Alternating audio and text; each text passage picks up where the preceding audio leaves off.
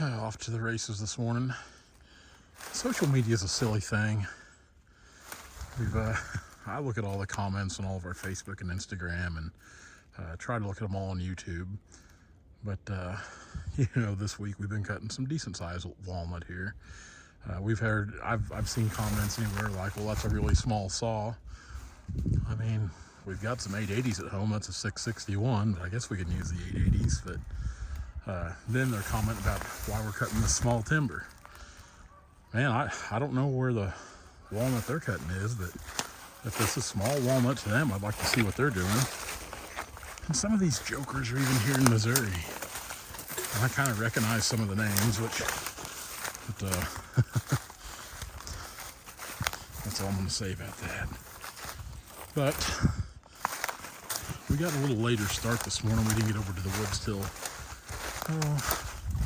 about 9:15. Dad had some things he needed to do this morning. And I told Dad, I said I want to get just enough walnut cut today to finish out a load, because we've got about maybe a load and a quarter up there, which trees like that back there, they'll add up pretty quick. But as usual, a lot of things going on. I was hoping I'd get a call yesterday about my ram being done, but didn't get that call, so maybe today. So that's why I just want to cut a few to finish out the load before we gotta move the skidder and stuff to another part of the farm. Plus, we want to play with a new skidder. It's at home. As we sit here and let this old girl warm up, like I said, Phoenix Kate's, it's like you know me all too well, because we were talking about the machine that actually arrived yesterday. I was really kind of hoping it'd be here a week ago, but with the holidays and stuff, I try to be understanding, and it's not like we don't have the muscle to keep running. But it's not a new machine by any means. I'm not a wealthy man. I can't afford a new skidder. I'd like to think maybe one of these days I could. Plus, we're kind of deer people, and it's not that I'm opposed to Tiger Cat. I really don't know much about Tiger Cat. You don't see too many of them in our area. This is primarily John Deere country, and a lot of that is because we don't have a Tiger Cat dealer close. I was talking with a good friend of mine who's interested in the Tiger Cat skidder. I think like the 602. If they come out with a grapple, and maybe they have a 602 grapple machine right now, I'm not sure. And I would be interested in it as well, but after talking to him, like the 602, I think they're kind of comparable with the weight to these 648Hs. This machine here weighs around 34,000 pounds. And with the triple axle Beaver and the Western Star, now we can definitely pull that. We wouldn't have any trouble because it pulls these H's real easy. We've got plenty of axles, plenty of power, so that's not an issue. The biggest issue I think right now for a lot of us in Tiger Cat equipment is we don't have close dealer support. I think that's kind of what's maybe slowing some guys down here in my part of Missouri, or the western part of Missouri, from getting on the Tiger Cat deal, because obviously they make good forestry equipment. I'm not going to knock Tiger Cat. I like John Deere. I mean, I do. I think John Deere builds really good forestry equipment as well. People can argue that all day long, and a lot of times the guys arguing are the guys that don't own anything. They're just steering wheel holders. I'm not partial. The thing that I'm partial about is I want the machine to go to work. I want it to pull wood, and I want to have very little downtime. And for us, dealer support's why we run with John Deere.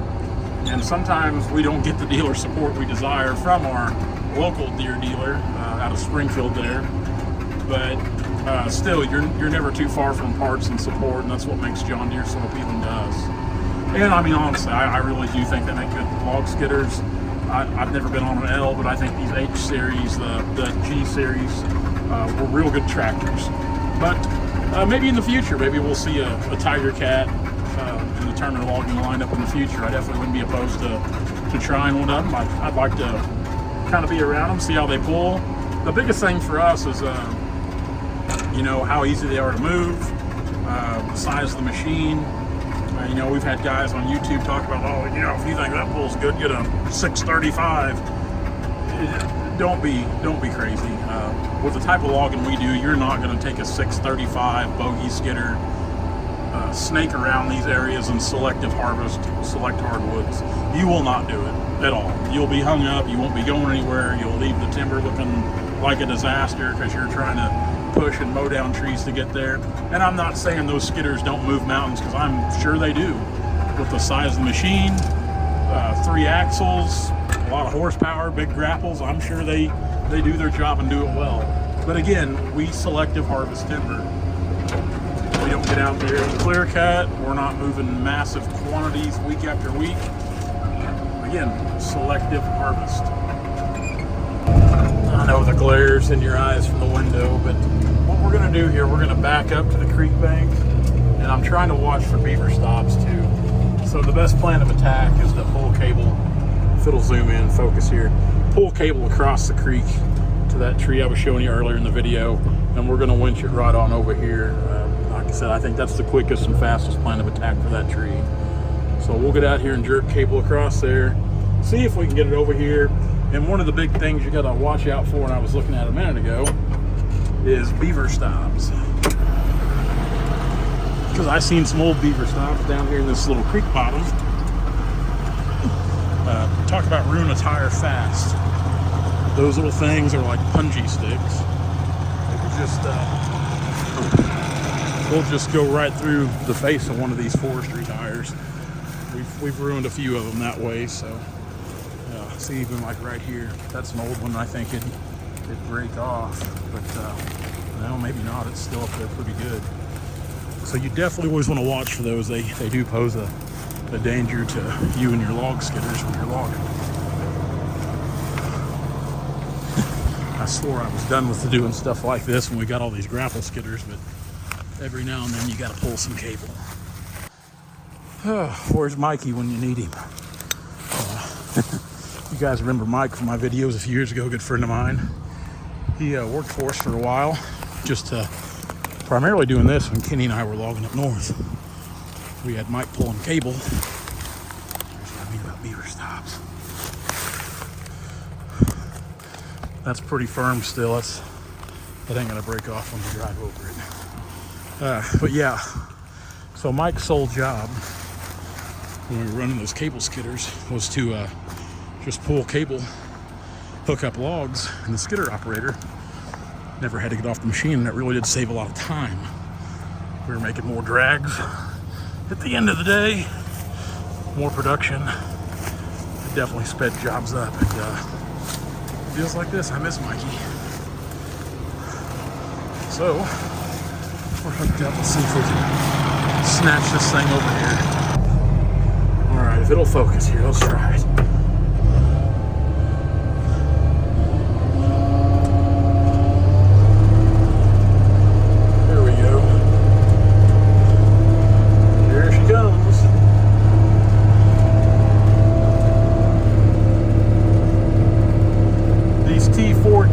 T40D winches are pretty stout. Something is either going to come or it's going to break, but they will not stop. Go ahead and leave some pressure, get out here, we'll grapple up.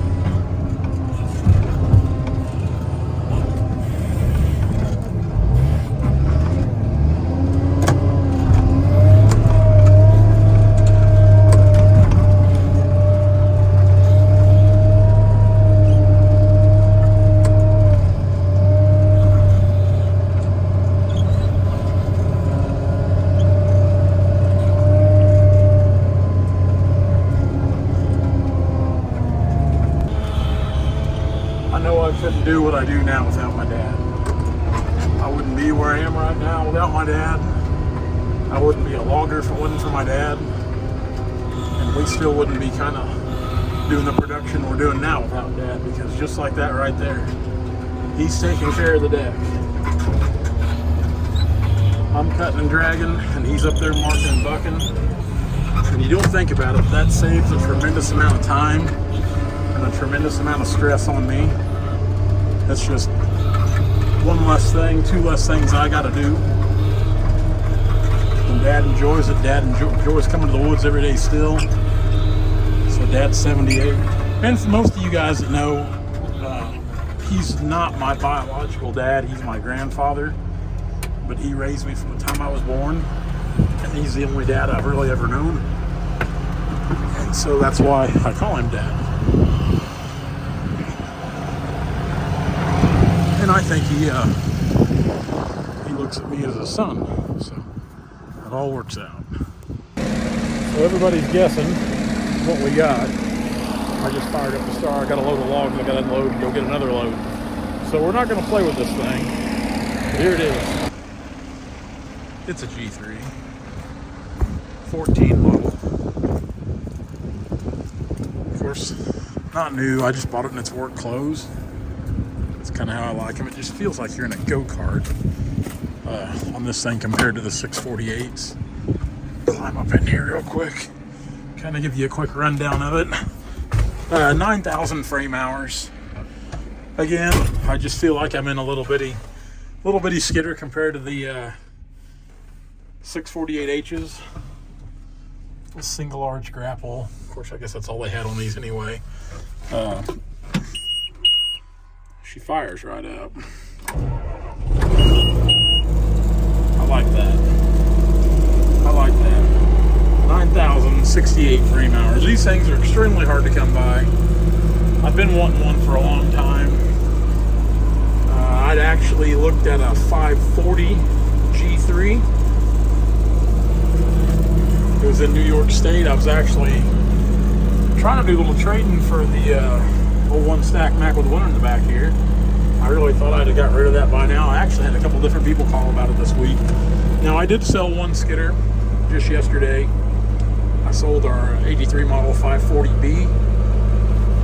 So it's on its way to a new home as we speak, actually. But I've still got the 548D.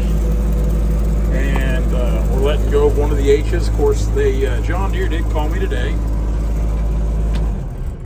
about the H that's down there at the shop, which I'm not a mechanic. I know nothing about this new stuff or old stuff, even in that order. But new wiring harness is what the problem was, or the wiring harness was the problem. It wasn't a fuel issue. It was just the wiring harness throwing codes telling the computer things it didn't need to know, so they're putting a new one of those on. Anyway, back to this 548. I've been wanting one for a long time. New set of 28L rubber on it. I thought about going with 23 ones, but after asking some advice from a friend of mine who has a machine just like this, he kind of liked the 28Ls better, so I just went with that as well. It's a good looking little unit.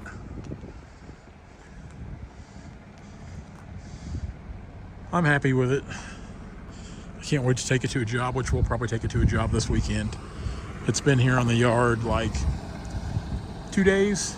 It got in 2 days ago, which I was really hoping it'd be here over a week ago with the holidays and everything. It's a pretty straight little machine. So happy with that. So now we're gonna go unload this and we're gonna go get another load of them. And yeah, that's it. So 548 G3, you'll be seeing in action here in the weeks to come. Someone come by this.